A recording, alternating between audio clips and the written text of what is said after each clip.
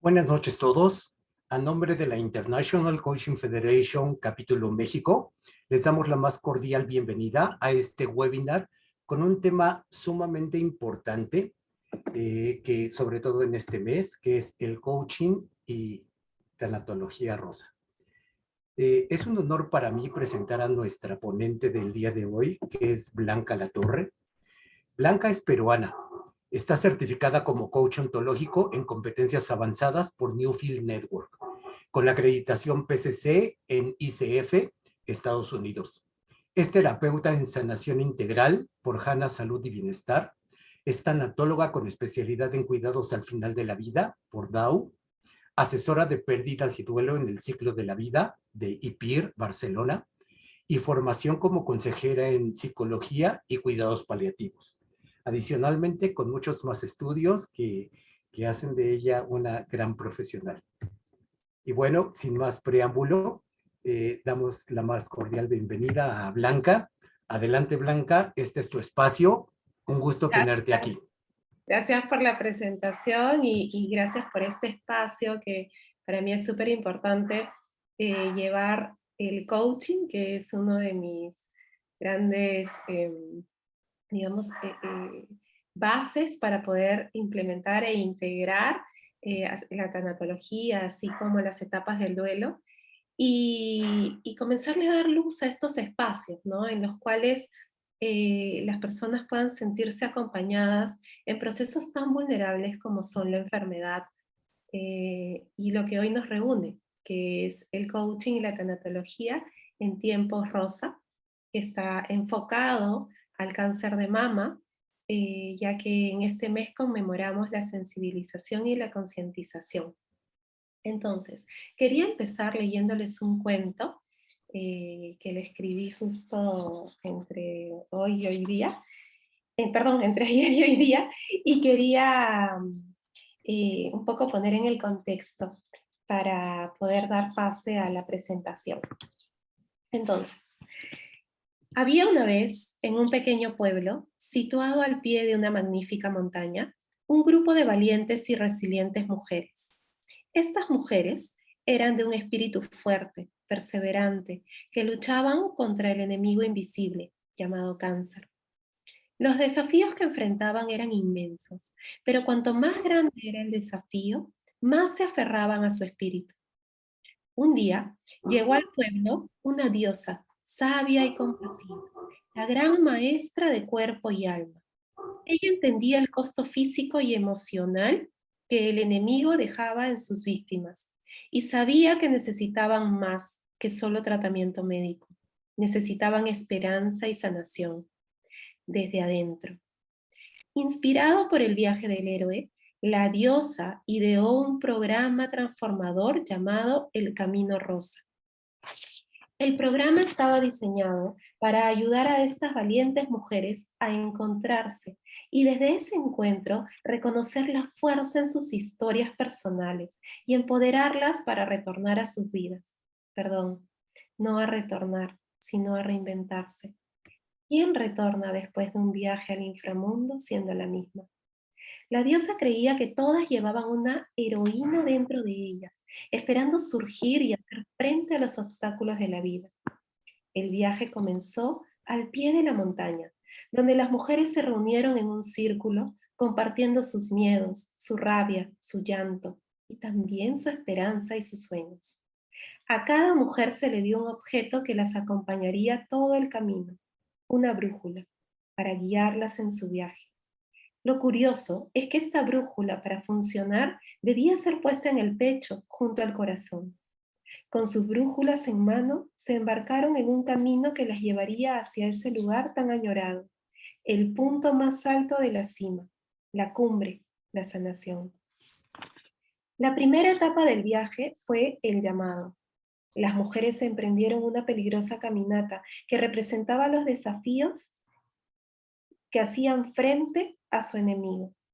Escalaron senderos empinados, atravesando obstáculos físicos y emocionales, uno más doloroso que otro.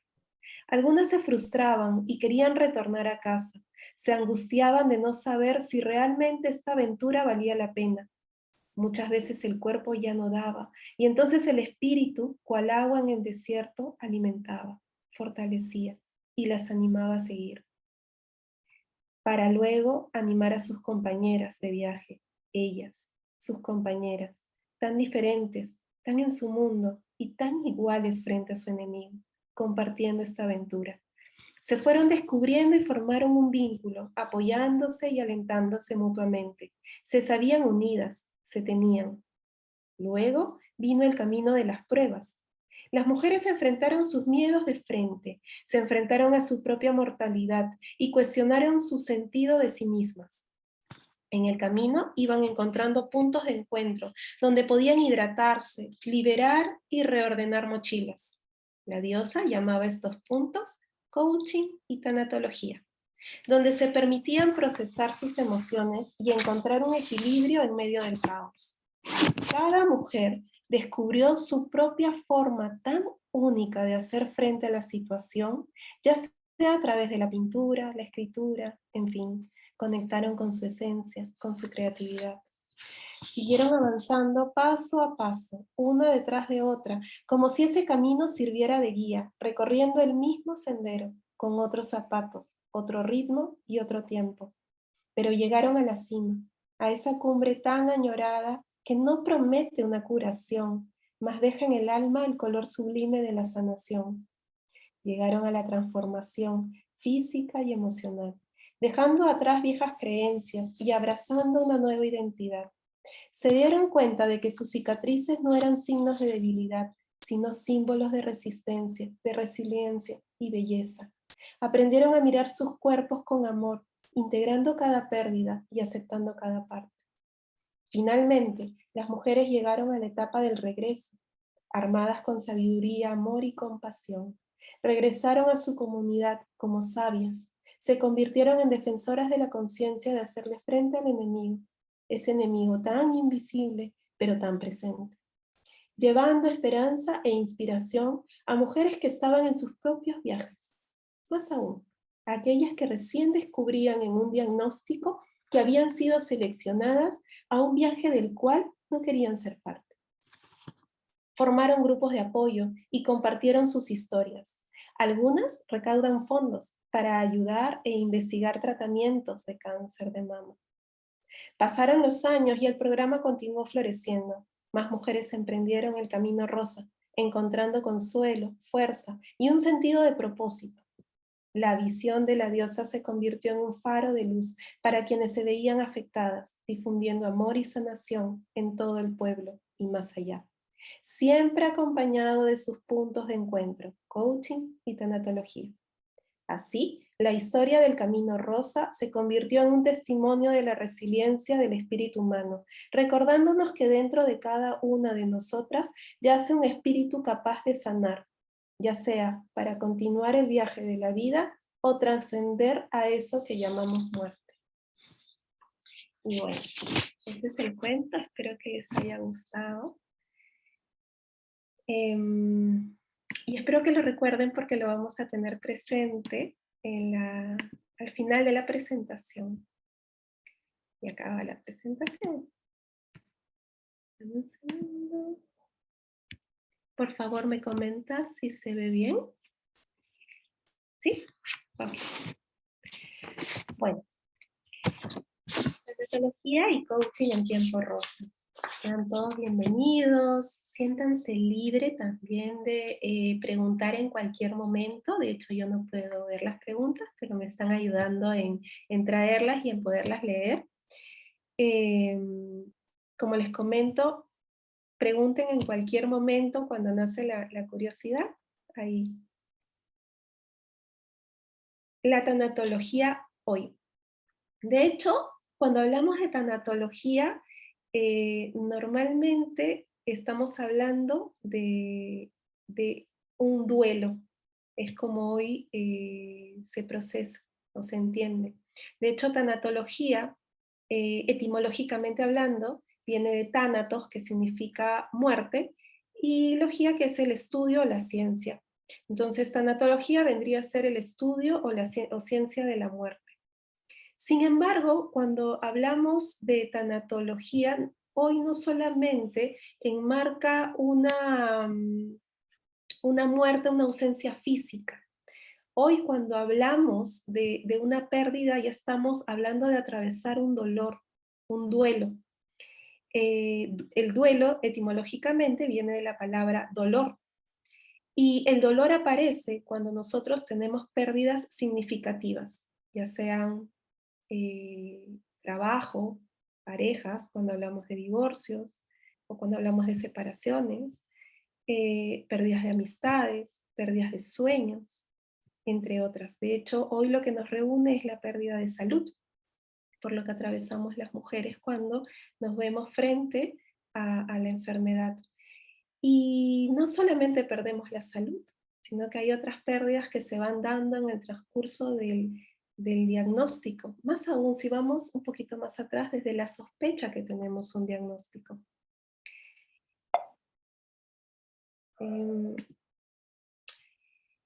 Y esta es una frase que a mí siempre me gusta traerla.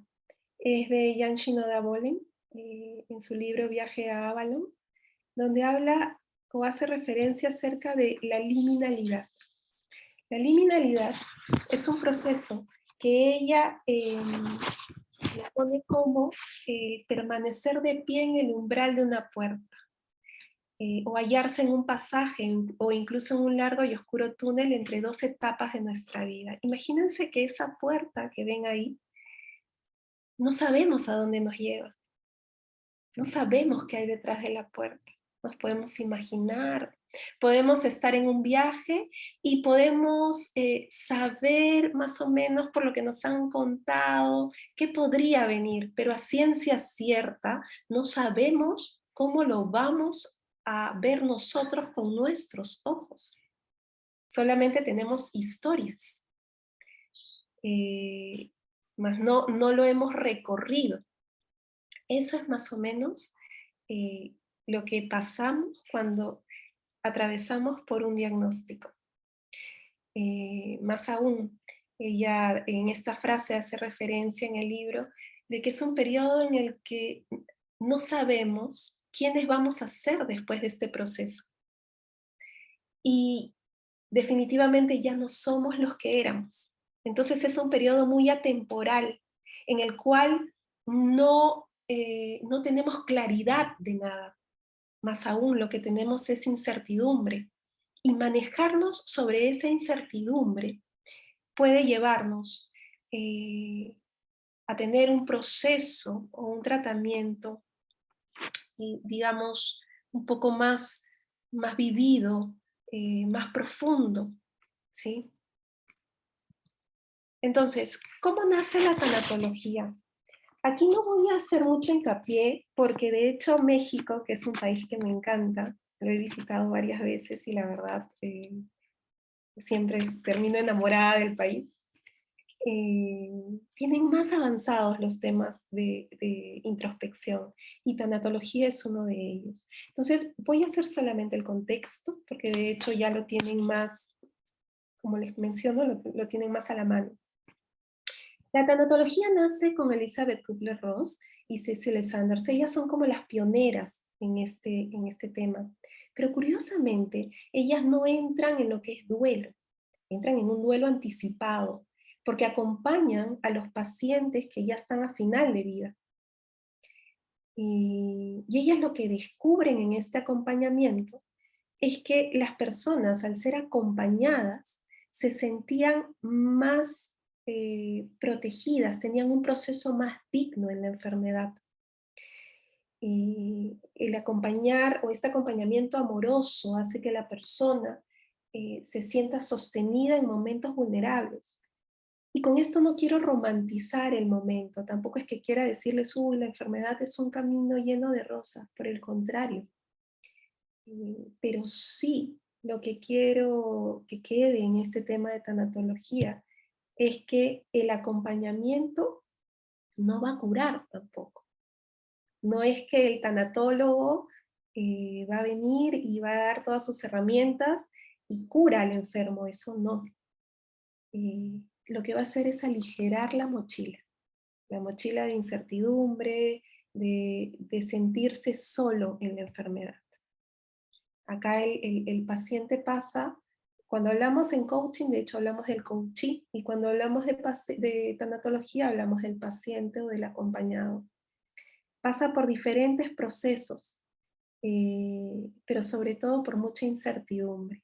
Entonces, el sentirse acompañado en esos momentos hace que la persona lo transite desde otro lugar, en el que no sé a dónde estoy yendo, pero lo que sí sé es que estoy acompañado por alguien y me siento sostenido. Entonces, ¿a quiénes se acompaña en el proceso de tanatología o de coaching tanatológico? Se acompaña al paciente. Toda muerte, de hecho, nos lleva a un viaje al inframundo, que es como un viaje a lo desconocido, ¿no? Pero es un viaje a nuestra propia sombra. Es como ir por nuestros miedos, ir y hacer frente a aquello que no queríamos ver. Un diagnóstico sin necesidad de decirnos que estamos en una etapa final, nos deja claro algo, que hay un fin. Hay un fin de nuestra historia, hay un fin de nuestra vida. No es necesario que cuando tengamos un diagnóstico nos diga que estamos a punto. El solo hecho de escuchar la palabra nos puede llevar a visitar nuestros miedos más profundos, porque nos enciende las alertas. Es más, si lo llevo un poquito más atrás, ni siquiera la entrega de un diagnóstico, la sola sospecha nos lleva a visitar el inframundo, quizás no a entrar en él, pero sí a ser conscientes de que somos finitos. Y eso asusta. A algunos asusta más, a otros quizás un poco menos. Entonces nos lleva a una revisión de la vida.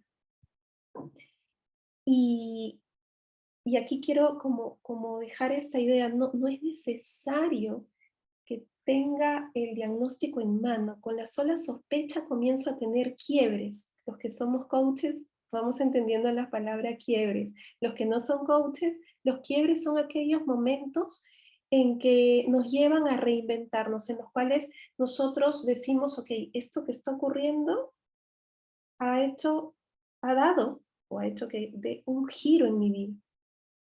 Entonces, la sola idea de poder tenerlo me puede llevar a tener quiebres que no necesariamente sean tan profundos. De repente un cambio de estilo de vida, un cambio de rutina, ya es un quiebre.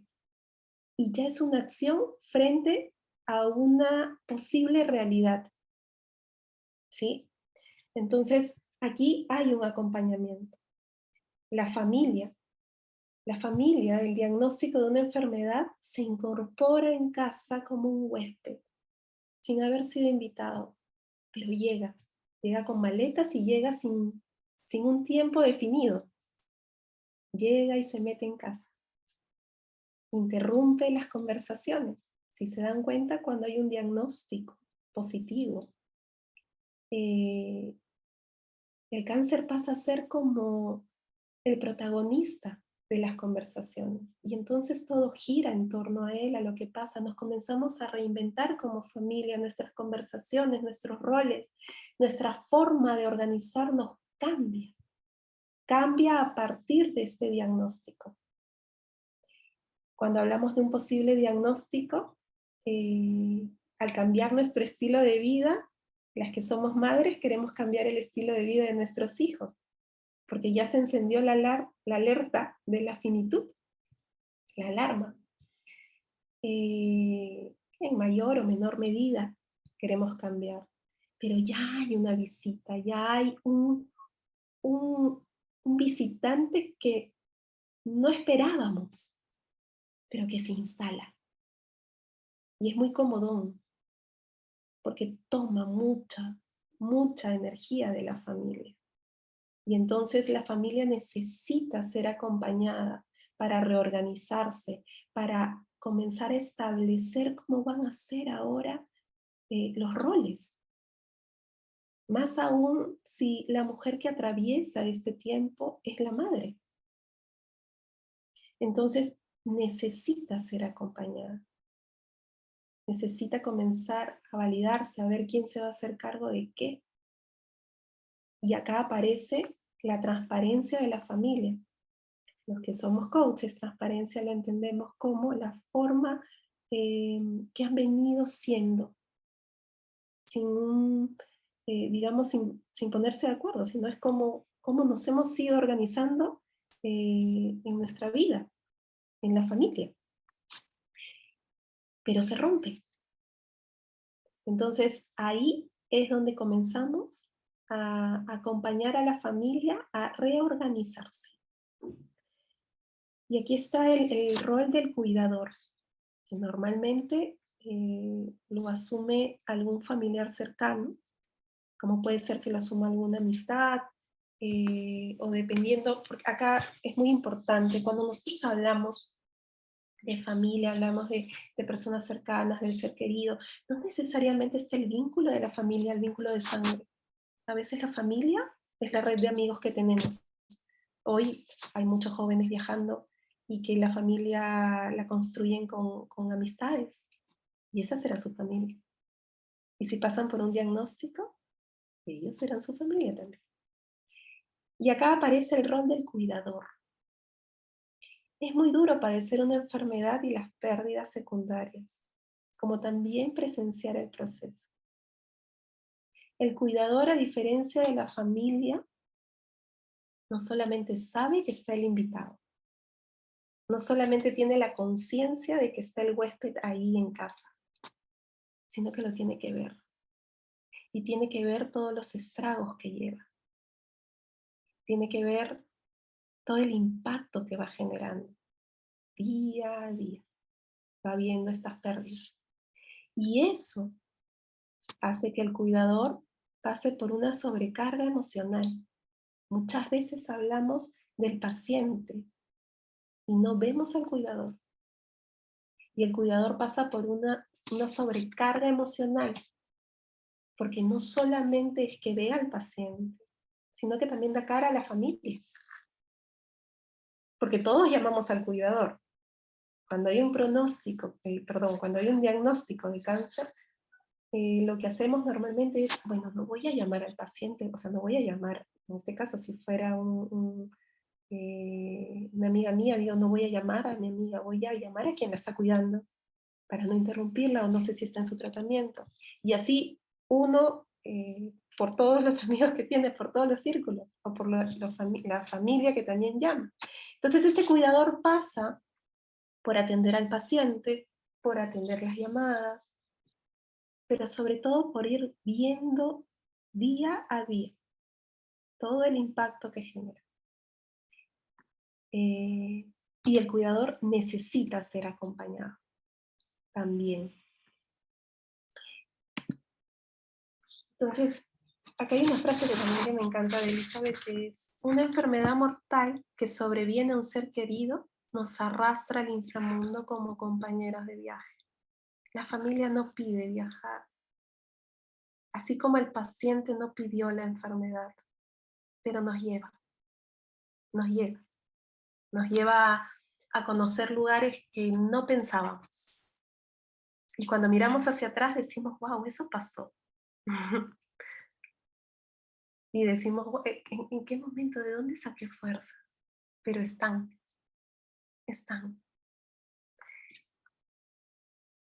¿Y por qué hoy es relevante el acompañamiento? ¿Por qué hoy sería relevante el coaching tanatológico? Porque la muerte supone un momento. La muerte es un instante. La muerte no es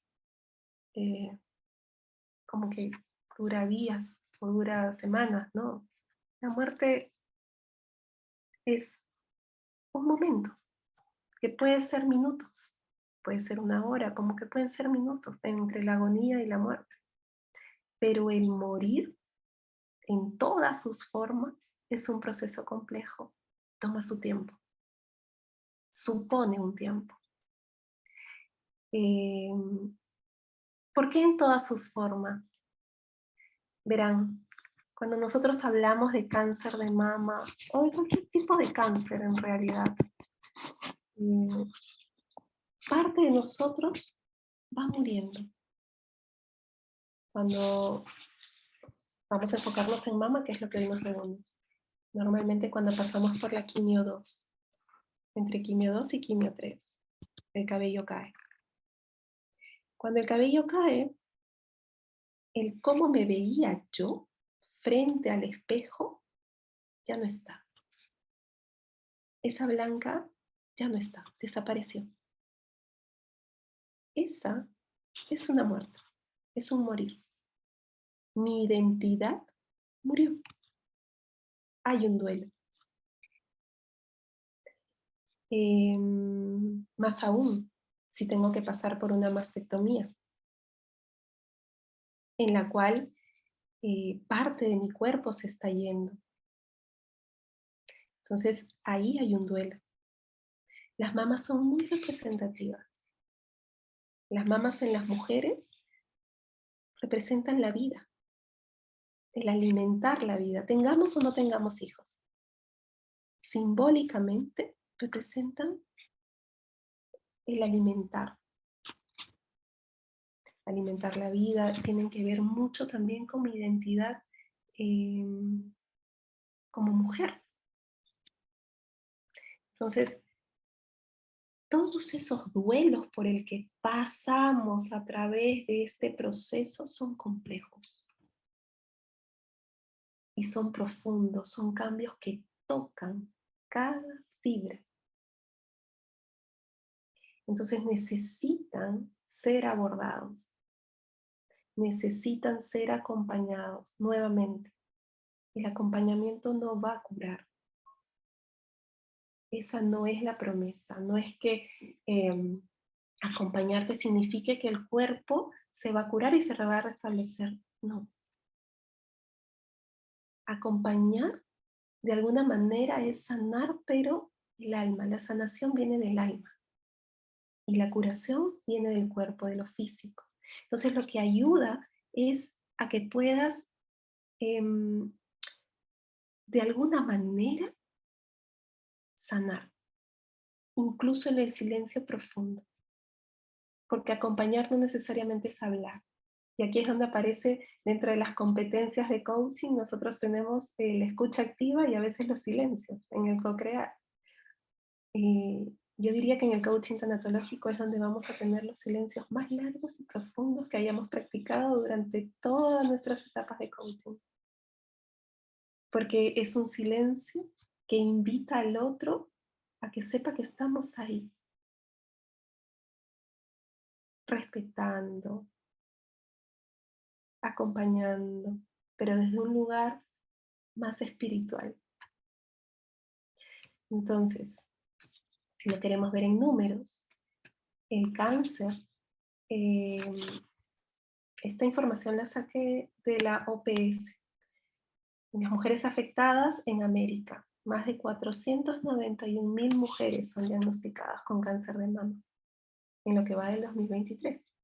Casi 106.000 mueren a causa de esta enfermedad. Y para el 2040, el número de mujeres diagnosticadas aumentará. Se prevé que más o menos llegarán a 162.000 muertes y 684.000 casos de incidencia. Entonces, ¿cómo no va a ser relevante? ¿Cómo no va a ser relevante acompañar a estas mujeres en un proceso tan único, tan personal?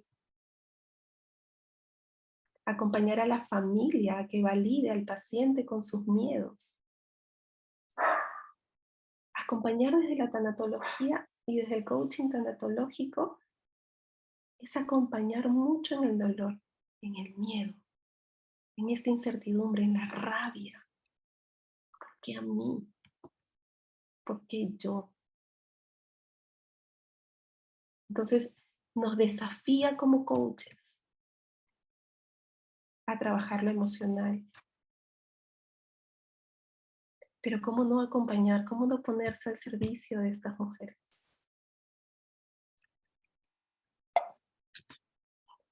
Entonces, más allá del cuerpo físico, en Tiempo Rosa. Y acá quiero invitar a las mujeres que han pasado por esta enfermedad o que tienen algún familiar.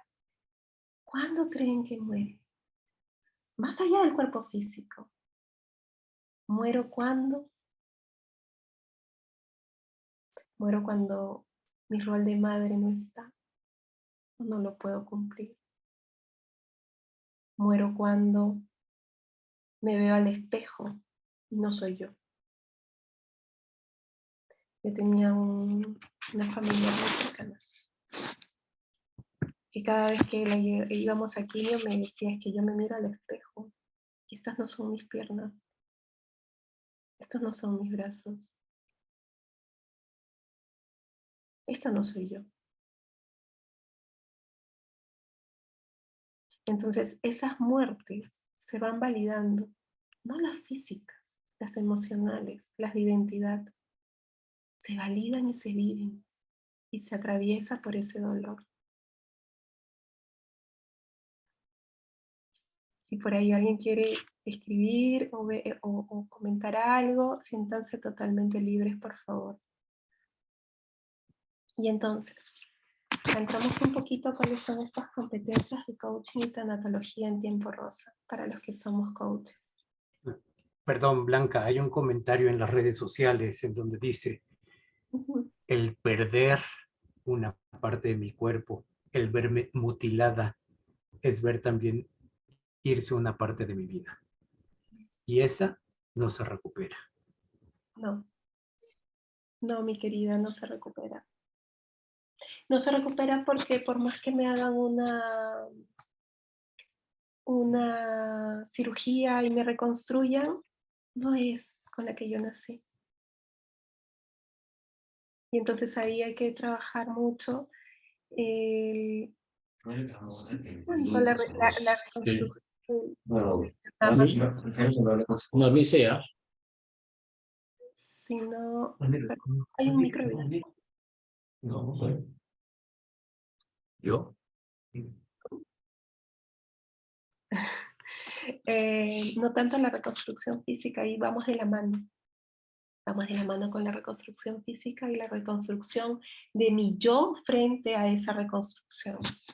Y aquí por las que están pasando por este proceso, por este diagnóstico, o las que acompañan a una persona que está pasando por este proceso, es bueno también despedir a nuestras partes. Es bueno, acá hay una técnica que se usa en psico-oncología, que es despedirla con amor. Porque esa mamá me dio también identidad y es parte de mí. Y agradecerle por todo lo que me dio. Pero si hoy sigue conmigo, no me está haciendo bien. Y entonces también es despedirla, es tener ese contacto con todo el dolor que significa. Y para quien escribió el comentario, sí. Sí, y te acompaño con todo el amor. Porque es un duelo muy fuerte. ¿Sí? Y hay que, a veces decimos, todas damos consejos, porque pasa que cuando aparece la enfermedad, no sé si han visto a los técnicos de fútbol, o mejor dicho, no los técnicos de fútbol, los hombres cuando aparece el fútbol, o a las mujeres también que les gusta el fútbol, terminan de jugar y todos los técnicos, todos son técnicos, todos comienzan a decir, yo hubiese hecho esta jugada, pero tiene que hacer esto, pero ¿cómo no ve la pelota? Pero ¿cómo patea así? Y entonces ahí vamos todos, cuando aparece la enfermedad, aparece pero tiene que comer esto, pero tiene que hacer esto, pero ¿por qué vas a llorar si tu vida es primero? No llores por esto, no hagas esto, no, tienes que estar tranquila, porque si no tu sistema inmune baja, y tienes y deberías, y tienes y deberías, y tienes y deberías. Y de alguna manera dejamos de validar. Parece ser que la persona que que está atravesando la enfermedad no puede llorar. Y no es tanto que no pueda llorar. La pregunta es, ¿qué te pasa a ti cuando el otro llora?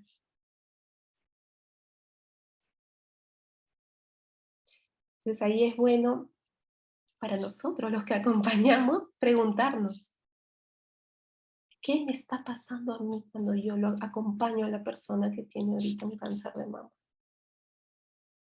Como acompañante, ¿qué me está pasando a mí?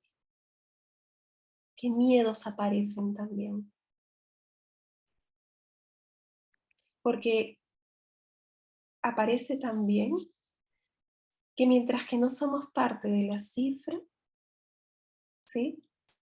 Pero vemos a una amiga, a una prima, a una hermana, a una madre con la enfermedad, parte de la enfermedad que lleva la reflejo en mí. La enfermedad o el ver a otro con la enfermedad me recuerda que yo también la puedo tener.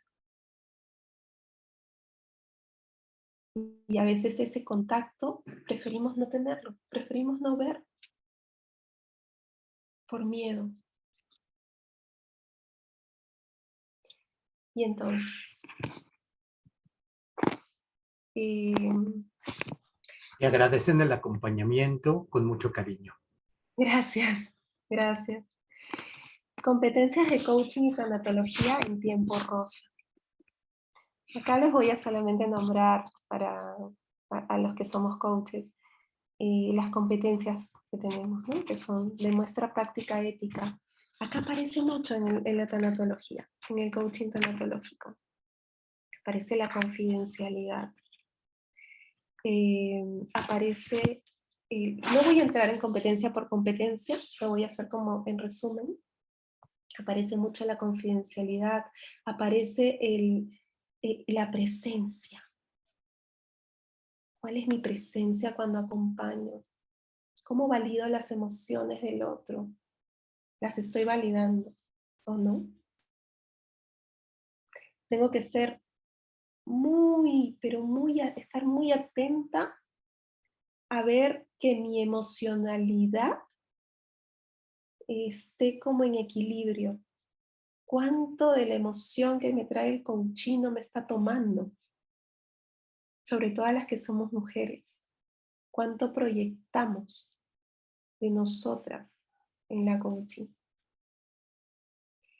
En co-crear la relación, cuánto estoy dando o cuánto estoy en apertura, cuánto estoy, digamos, abriendo este espacio de confianza para que la persona me muestre su vulnerabilidad. Y acá voy a hacer un paréntesis en las competencias. Siempre hablamos de la paciente, pero también hay pacientes hombres. Quizás con menos estadística, pero hay cáncer de mama en hombres. Y el cáncer de mama en hombres es más agresivo que en el de mujeres, porque no hay tejido mamario. Entonces el cáncer no tiene en qué entretenerse y corre más rápido. Existe. Y entonces aparecen otro tenor, porque ahí hablamos de cuánto puede ser vulnerable. Y esto lo traje a la memoria porque cuánto yo estoy dando espacio para que la persona se abra en esta vulnerabilidad, para que me muestre su vulnerabilidad.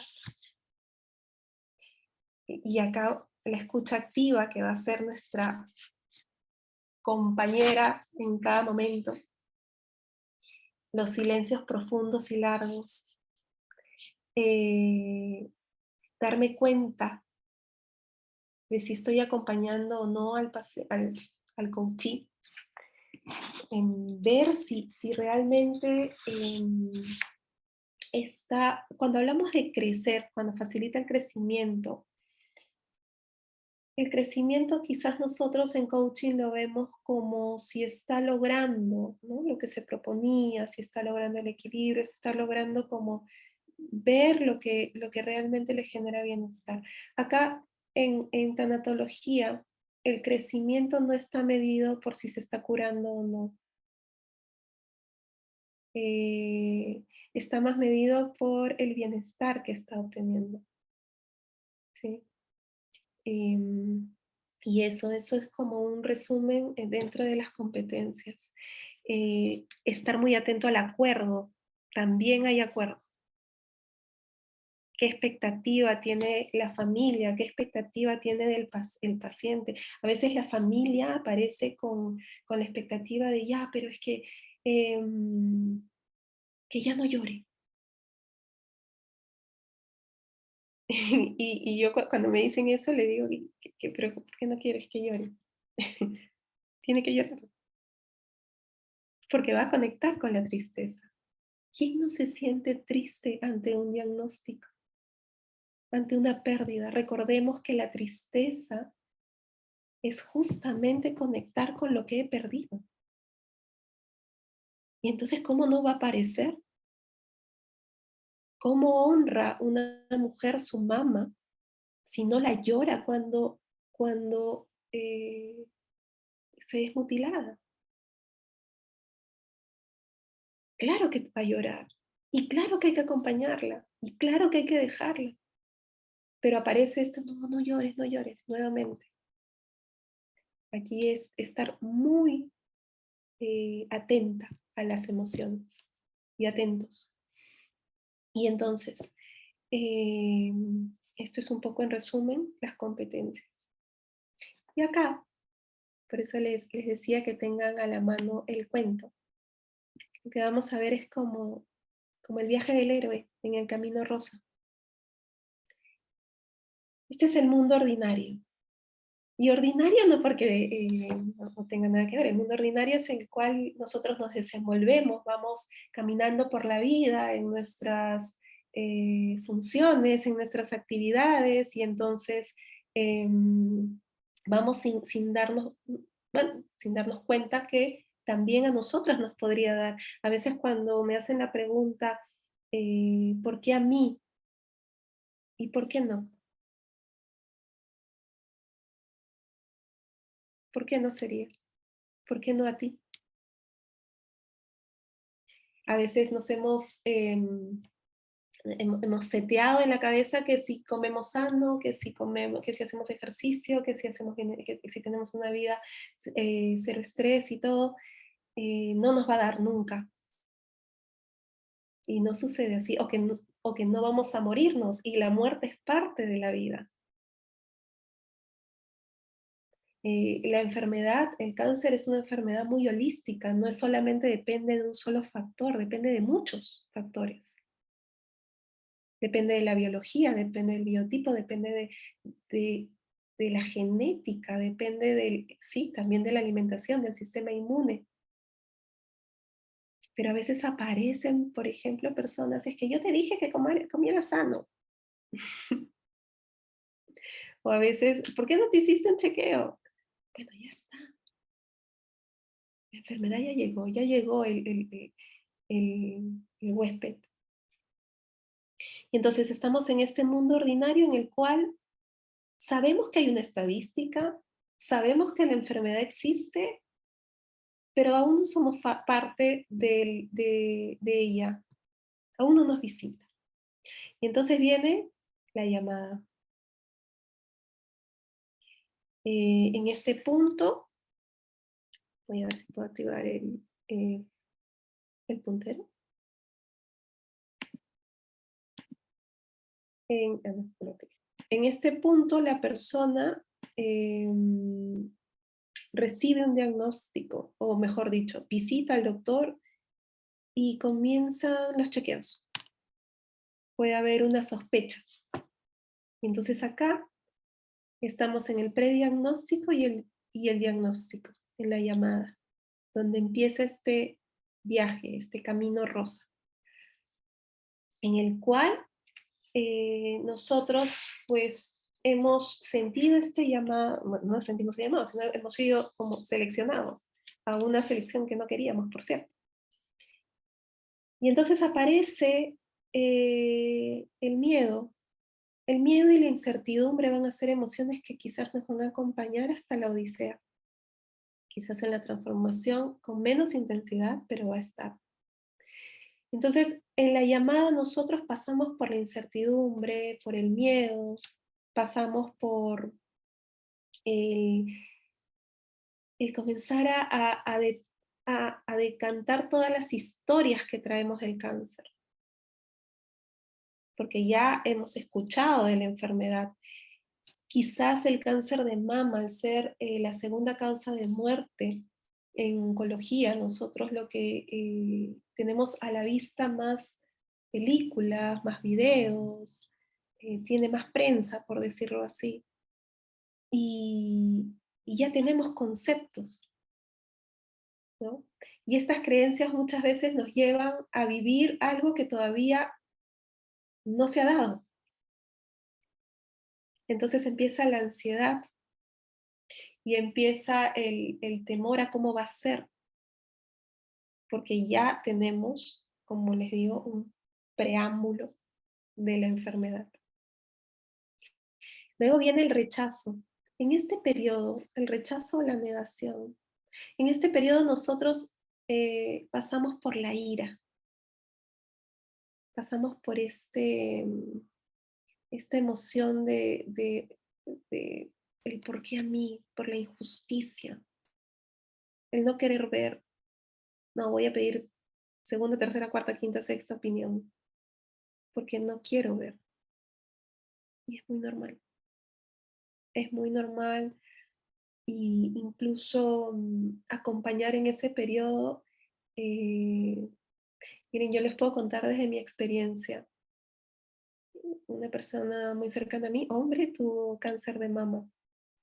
Por eso les digo que el cáncer de mama en hombre es mucho más agresivo.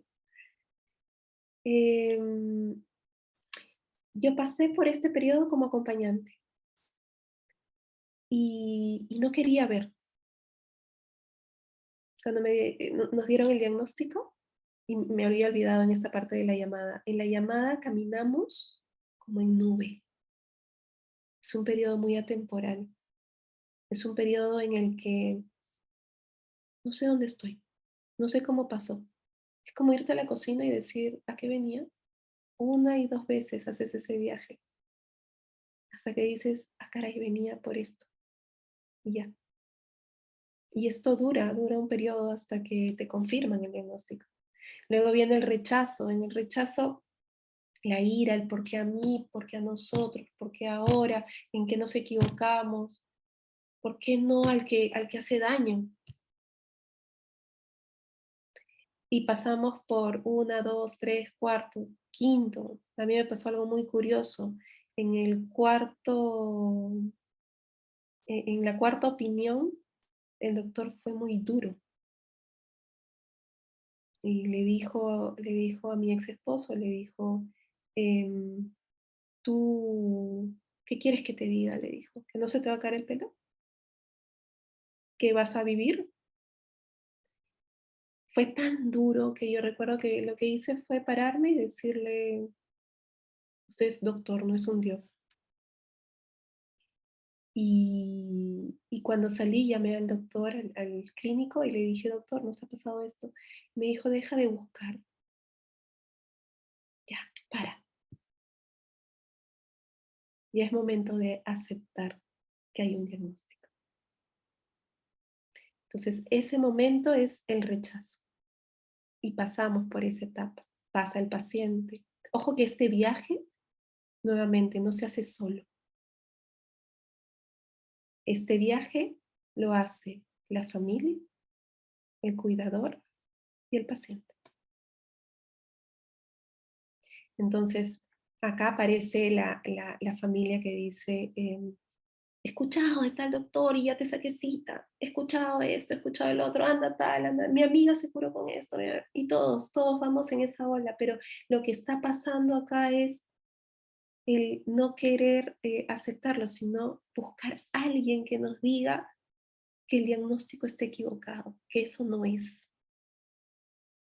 pero es. Y es un camino que vamos a recorrer. Es un momento que vamos a pasar. Puede ser también que la persona o el acompañado lo que haga es como no querer verlo y comienza a distraerse. Si había dejado de fumar, comienza a fumar o comienza a beber. Y es algo normal, es natural, es parte del proceso y hay que acompañarlo, no en beber, sino en acompañarlo a darse cuenta. Y ahí también aparece el coaching. El encuentro con el maestro. Una vez que pasamos por esta etapa, no sé si les ha pasado, pero comenzamos a ver que de todas las personas que nos acompañan hay una en la cual nosotros nos sentimos acompañados, nos sentimos validados, sentimos que sí, está acompañándome muy desde la escucha, desde la compasión. Puede ser que sea el coach, puede ser que sea el tanatólogo, o que puede ser que sea también un amigo, una amiga, pero es una persona en la cual yo digo, ok, hay una luz, hay una persona a la cual yo comienzo a escuchar. Entonces la paciente lo que hace es escuchar a esta persona y, ok, me dejo acompañar. Porque hay que respetar también mucho que ojo, a veces aparece el por qué no se deja acompañar de mí, o por qué no me quiere ver, o por qué no me recibe las visitas. Y es porque está pasando por un proceso vulnerable, hay que respetar, no quiere decir que le caigas mal, no quiere decir que nunca fuiste su amiga, no, nada de eso. Quiere decir que está pasando por un proceso en el cual quiere estar sola, ya está. Entonces aquí aparece el primer contacto con la vulnerabilidad. Aquí es donde aparece ok, me está pasando esto, me comienzo a dar cuenta que sí, que es real y que voy a tener que, que aprender. Todavía no sé cómo, pero voy a comenzar a querer empaparme de lo que me está pasando y a comenzar a hacerme cargo de lo que me pasa. Muy, muy en un proceso inicial, pero ya está en un darse cuenta. Y ojo que aquí todavía no hay un contacto, o sea, acá podemos hablar todavía que estamos en un proceso de cirugía, si lo queremos ver en diagnósticos, o perdón, si lo queremos ver en las etapas por las que pasa, ¿sí? En cruzar el umbral, aquí ya tenemos contacto. Aquí ya estamos hablando de una primera pérdida. Ya estamos atravesando un primer dolor. Aquí ya estamos, recuerdan en lo que les decía, en lo liminal. Ya no soy quien era, pero tampoco sé quién seré y tampoco tengo la más remota idea, por decirlo educadamente, de cómo va a acabar esto. Y atraviesa la incertidumbre, está el miedo también presente, aquí aparecen los silencios también. Quizás en estos aún no, pero acá, en el umbral, ya hay silencios profundos. Acá es lo que suma y no suma. Este es un proceso de muchos límites, de mucho poner límites, de muchos no. Esto me gusta, esto no me gusta. Acá aparece de las personas que acompaño en la enfermedad, aparecemos las hijas con la leche de almendra, la avena, el aceite de oliva y todo lo que conocemos como alimentos sanos. Y las mamás que están padeciendo la enfermedad diciendo yo quiero comer como antes, quiero comer mi comida normal, no me des estos productos. Y aparecen los límites, aparece el no, yo quiero llevar mi enfermedad así. Y este proceso es de límites y validación. Para la familia aparece el validar al otro. Aparece acá también mucho desafío a las creencias. Todo aquello que me contaron de la enfermedad, aquí lo estoy viviendo. Y entonces hago esta discriminación entre lo que me suma y lo que no me suma. Comienzo a darme cuenta qué es lo que realmente me acompaña en el tratamiento. Lo que les decía de las visitas aparece mucho acá. Hoy no quiero recibir a tal, no quiero recibir a tal. Y está bien. Porque hay que cuidarse.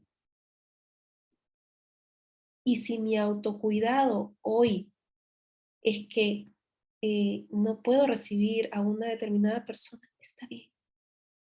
Si me voy a enojar con esa visita y no la quiero recibir, está bien, no la recibas. Y aparece el no, no, no. Y a los que acompañamos ahí, sobre todo a la familia, también es un proceso en el cual tenemos que aprender a validar al otro, sobre todo la familia. Recuerden que va a haber familias que son adaptativas y familias que no son adaptativas. Hay familias que en el proceso se van adaptando y van acompañando, pero hay otras que no. Ponernos a descubrir en ese momento que si es por tal motivo, por tal razón, ¿no? Si va a sumar, check, pero si en ese momento no lo es, pues no lo es. Y, y ahí hay que acompañar al paciente. En todo este momento el centro siempre va a ser el paciente, la paciente. La odisea es este momento, yo le llamo, acá estamos los que han pasado por proceso de cáncer de mama, esto sería como que estoy entrando en mi primera roja. Y la odisea es cuando estoy en mi cuarta,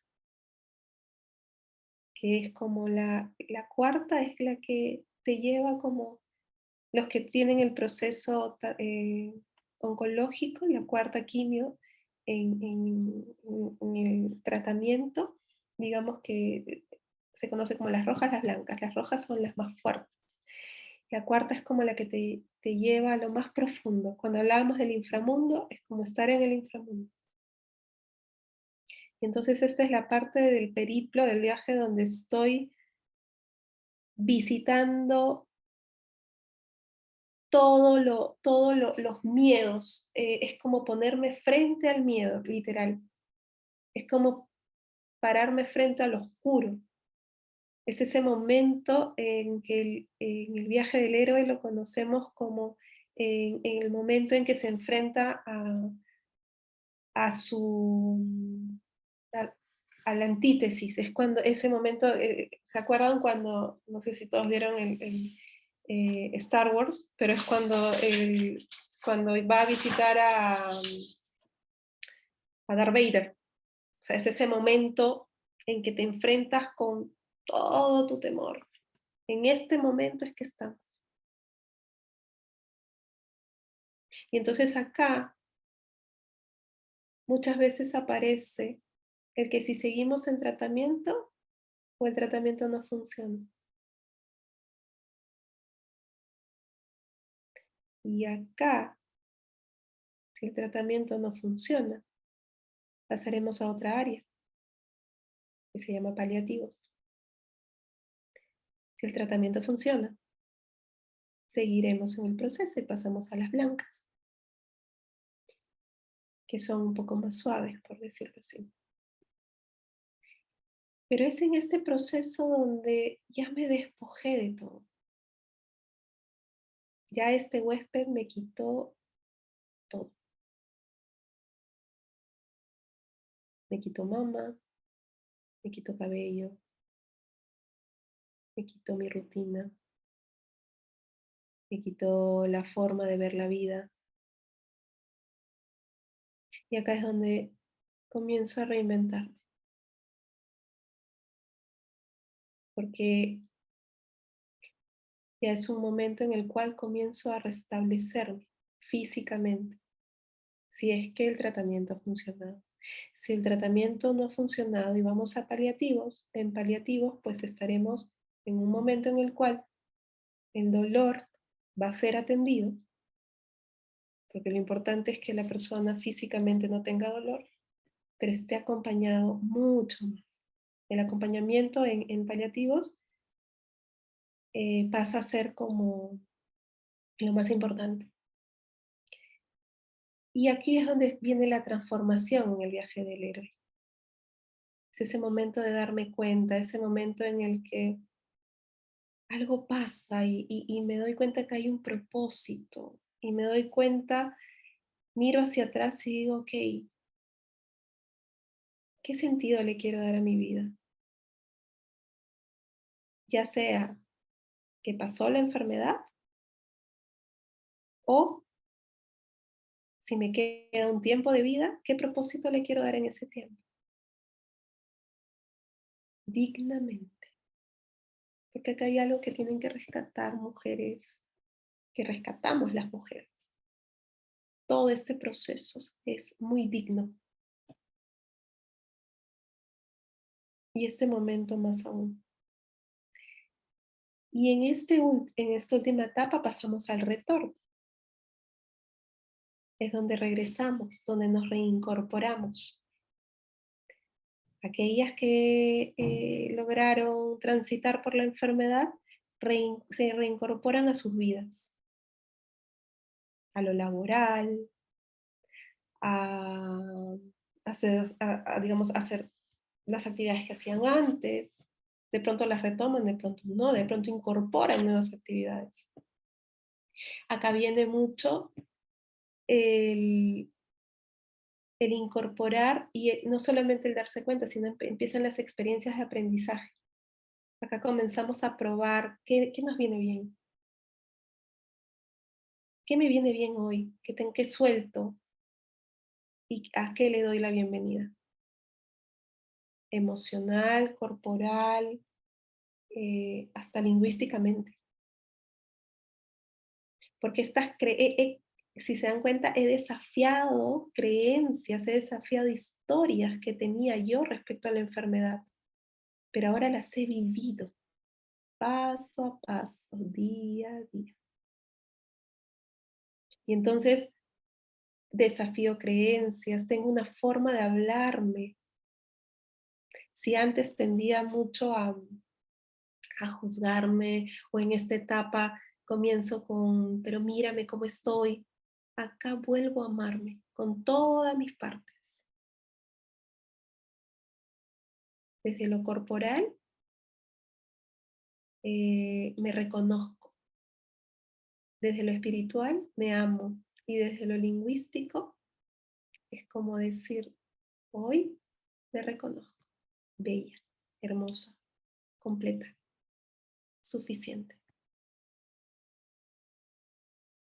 Y entonces este es el camino rosa, que evoca un poco el viaje del héroe y el cuento que les conté al iniciar la sesión. ¿Sí? Y bueno, eso es. No sé si hay algún comentario, alguna pregunta que quieran hacer al respecto.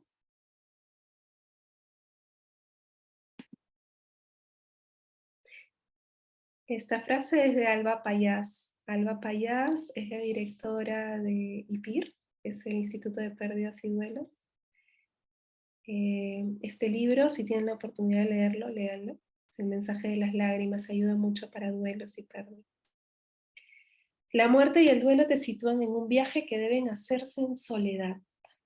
Es la diferencia entre leer un libro de viajes y hacer ese viaje.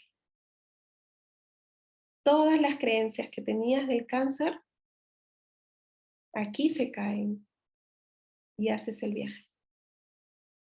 Entonces ese es el desafío que tenemos y en el cual necesitamos estar acompañados.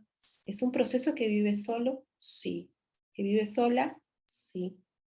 Tú eres quien va a viajar. pero necesitas acompañamiento, yo creería que sí, porque no te va a hacer el viaje, pero te va a aligerar el peso de las maletas, definitivamente. Eso es. Espero que les haya servido. Me gustaría que en una palabra puedan decirnos qué se llevan del webinar y eh, qué es lo que hoy están viendo. ¿Sí? ¿Vale? Blanca, Sí. ¿tienes otro mensaje en redes diciendo justamente eso? A ver, permíteme.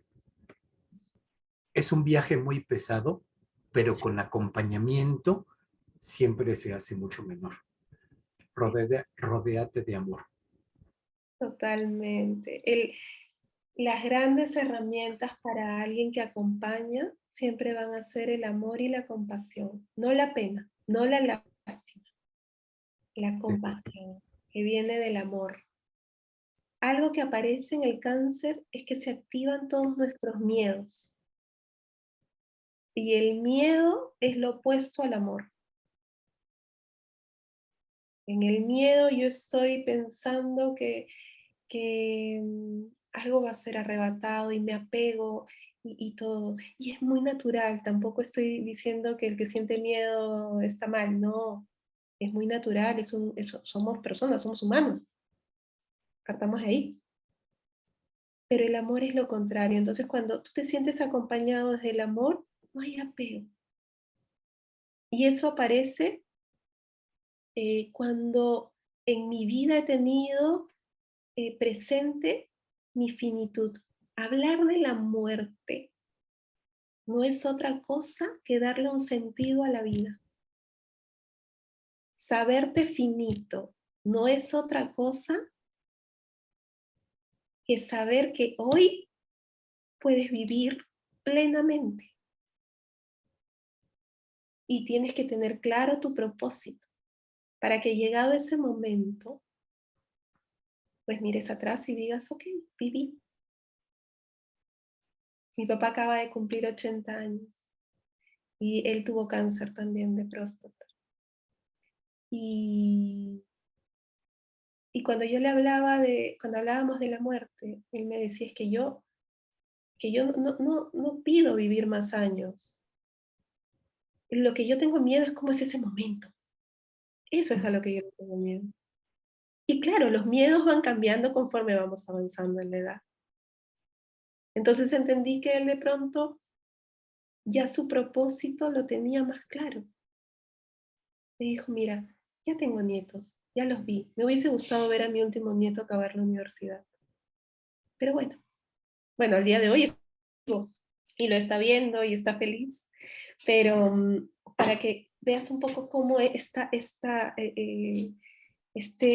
acompañar desde el amor hace que el otro pueda contar sus miedos, sentirse vulnerable y está bien, pero me puedo sentir vulnerable contigo. Eso es sentirse acompañado. Gracias. Y bueno, Malena Larrauri tiene su mano levantada. Si gustas abrir tu micrófono, Malena. Ay, muchísimas gracias, Luis, por la oportunidad. Decirlo en una sola palabra es muy difícil, querida Blanca. Cada una de tus palabras me ha tocado en lo más hondo del alma. Este 18 se cumplen 4 años de la partida de mi hermana, mi única hermana, y ella partió con un cáncer muy, muy duro. No fue de mama, pero fue igual muy duro. Y de hecho me tocó ser la compañía, ¿no? Y ahora que comentas esto de que las mejores herramientas para quien acompaña son el amor y la compasión, sí, es cierto, totalmente cierto. Y en mi caso surgió algo más, que fue la admiración.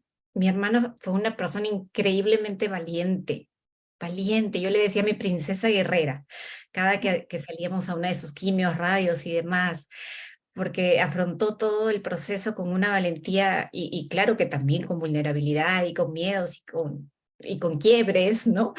Pero fue increíblemente valiente, nos preparó sus hijos, que ya felizmente eran adultos, preparó a mis padres, me preparó a mí, nos preparó a todos, ¿no? Se desapegó de muchas cosas para poder soltar y aceptar lo que venía. Sin embargo, igual, ¿no? O sea, llegó el momento cuando ella hizo la metástasis, primero pulmonar y luego cerebral, que fueron 11 días, y por eso fui tocada por cada una de tus palabras y tus momentos de todo este proceso, ¿no? Cuando dices, la muerte no es no es un instante necesariamente, ¿no?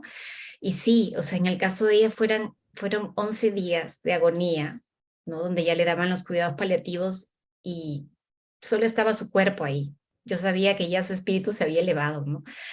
Pero no estábamos preparadas para esos 11 largos días donde entraban los médicos y nos decían, ya se va, en cualquier momento, a cualquier hora, y fueron así 11 días, ¿no? Entonces, de hecho, sí, pues hace unas horas nada más estaba acompañando a mi mamá, que justo en este mes se mueve todo, van a ser 4 años, pero es un mes difícil, y todavía la estoy acompañando a ella en este duelo tan complicado, ¿no?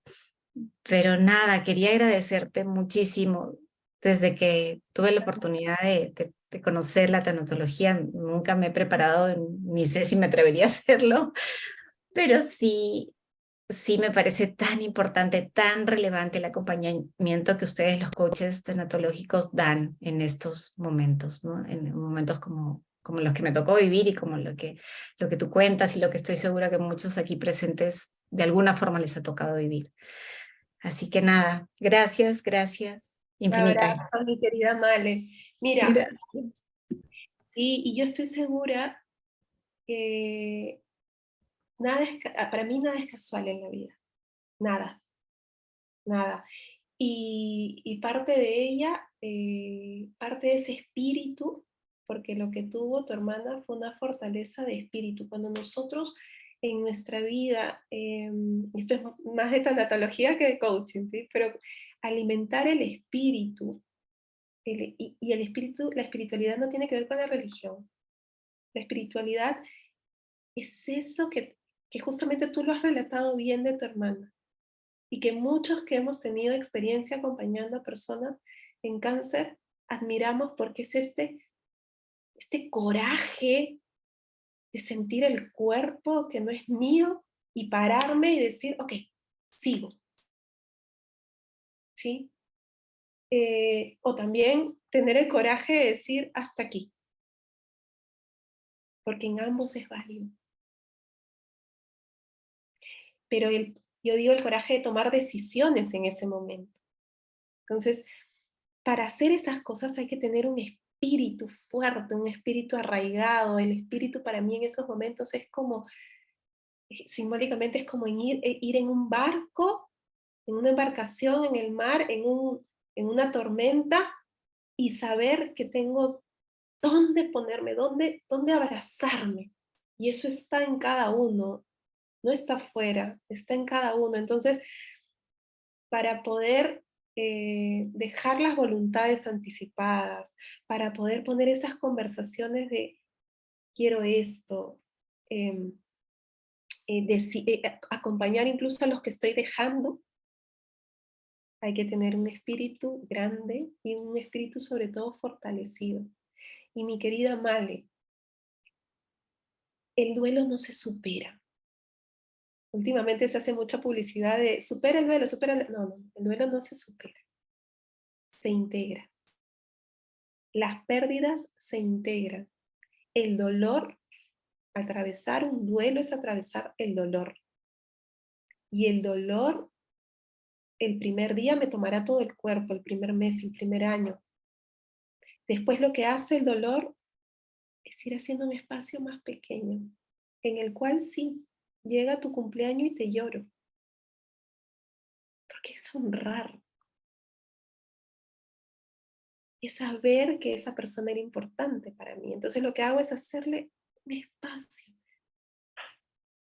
Hay personas, por ejemplo, que duelan la fecha del día que le dieron el diagnóstico, del día que les dijeron, estás limpio o limpia. Y es honrar ese proceso. Y claro que me va a doler, porque miro hacia atrás y veo todo lo que causó, y me va a doler, pero ya el dolor no me toma, ya el dolor me deja adaptarme a esta realidad. Eso es el duelo. Y no tiene un tiempo. Pueden haber pasado 4 años, pero de pronto ya el dolor me deja seguir mi vida. Eso no quiere decir que lo supere, eso lo que quiere decir es que lo integro y le hago un espacio en mi vida, en mi corazón. Porque imagínate, superar un duelo que sería como superar una muerte y superar a una persona, no se supera, se integra dándole luz, dándole amor, siendo compasivos. ¿Sí? Gracias. Un mensaje de Malena también en el chat, dice, qué hermoso, sí, honrar. Honrar, honrar, Ujú. Y agradece. honrar. Tienes también otro mensaje respecto a la pregunta que pones, y es, defino el aprendizaje del webinar como aprendizaje en el acompañamiento. Qué lindo, gracias. Ajá. Sí. Antes de otra cosa, para todos aquellos que sean coaches afiliados a ICF y requieran CCUs, que este webinar está dando CCUs, entonces mañana se les va a enviar una encuesta en donde les va a pedir una palabra clave y la palabra es tiempo rosa. Ajá, con eso ustedes pueden hacer la petición de los CCUs. Bueno, agradecerles a todos los que han podido conectarse. Es un tiempo rosa, está muy conectado al cáncer de mama, que este mes está en sensibilización. Y de hecho, es también un poco honrar nuestros procesos para aquellas personas que están pasando por un tratamiento. Y honrar también a las personas que hoy atraviesan el cáncer, independientemente que sea de mama o no. Y a las que están pasando por el cáncer de mama, mírense al espejo y ámense, ámense. Un abrazo grande, gracias Luis por el apoyo y gracias a ICF México. De hecho, acá desde Perú les mando un abrazo muy grande y gracias totales. Muchas gracias, Blanca. Para nosotros ha sido un honor. Tienes más mensajes aquí de agradecimiento en el chat de Andy López, que dice, gracias, Blanca, muy bello todo. Fabiola Bazán, gracias, Blanca, superó mis expectativas, mucha reflexión y aprendizaje. Y Malena Larrauri, infinitas gracias a ti, Blanca. Gracias. Yo de mi parte te quiero comentar que lo que me llevo de este webinar en una palabra es amor. Muchas gracias por compartirlo de la forma en la que nos lo compartiste, en cómo nos haces llegar estas reflexiones. Y a nombre de ICF México también te agradecemos y agradecemos a todos ustedes por su presencia. Gracias, gracias, muchas gracias. Un abrazo grande. Muchas Nos vemos. gracias. Chao, chao.